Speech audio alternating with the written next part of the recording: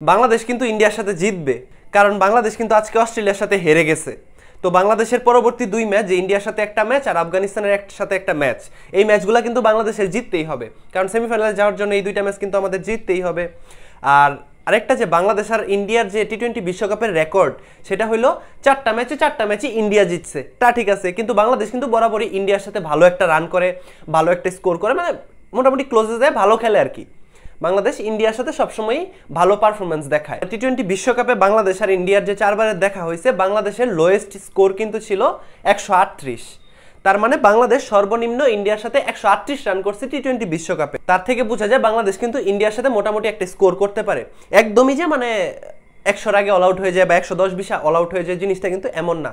বাংলাদেশ যেহেতু 138 রান ইন্ডিয়ার সাথে বাংলাদেশের সর্বনিম্ন স্কোর বাংলাদেশের, তো ওই হিসাবে আমাদের ধরাই যায় বাংলাদেশ মোটামুটি একটা ভালো স্কোর করবে। যেমন আজকে কিন্তু বাংলাদেশ 140 রানের একটা ইনিংস খেলে ফেলছে অস্ট্রেলিয়ার সাথে।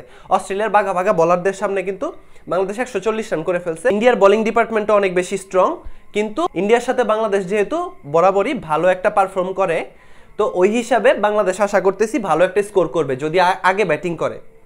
তারপরে বাংলাদেশ যদি আগে ব্যাটিং নাও পায়, বাংলাদেশের বর্তমানে যে বোলিং ডিপার্টমেন্টটা আছে মোটামুটি ভালোই সবাই করতেছে। আমার হিসেবে তাসকিন আহমেদের জায়গায় খালি শরীফুল যদি আইসা পড়ে স্কোয়াডে, এখন আগুন ধরা একটা বোলিং ডিপার্টমেন্ট হবে বাংলাদেশের। শরীফুল তাড়াতাড়ি সুস্থ হয়ে যাক, তাড়াতাড়ি ইন্ডিয়ার ম্যাচটাতে শরীফুলরে নামানো হোক তাসকিনের ইয়াতে বিপরীতে। সো ওই হিসাবে যদি ইন্ডিয়া আগে ব্যাটিং করে, ইন্ডিয়ারে মোটামুটি 140 থেকে 50 রানের মধ্যে যদি আটকায় দেওয়া যায়, আশা রাখা যায় বাংলাদেশ কিন্তু ইন্ডিয়াকে হারাই দিবে। 140-50 রান কিন্তু ডিফেন্ড বাংলাদেশ করে ফেলবে, এটা আশা করাই যায়। আর আমাদের তো এই ম্যাচ জিততেই হবে, আমাদের তো অপশন নাই এই ম্যাচ জিতা ছাড়া কোনো, কারণ আমরা কিন্তু মানে পরবর্তী মানে ইন্ডিয়ার সাথে ম্যাচটা যদি হেরেই যাই, তাহলে কিন্তু সেমিফাইনাল আর উঠতে পারবো না। এইখানেই আমাদের টি-20 ওয়ার্ল্ড কাপ যাত্রা শেষ। আমাদের ওপেনিং জুটিটা যদি পুরা পাওয়ার প্লেটা অন্তত খেলতে পারে, 50-60 রানের একটা ইনিংস খেলে দিতে পারে, তাহলে কিন্তু আমাদের দলের জন্য অনেক উপকার হয়ে যাবে।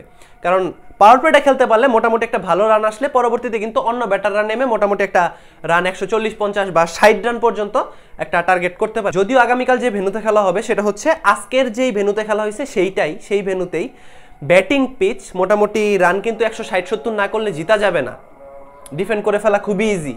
তো আশা করতেছি বাংলাদেশ অবশ্যই ইন্ডিয়ার সাথে ভালো একটা পারফরমেন্স করবে এবং ইন্ডিয়ার সাথে ম্যাচটা জিতবে।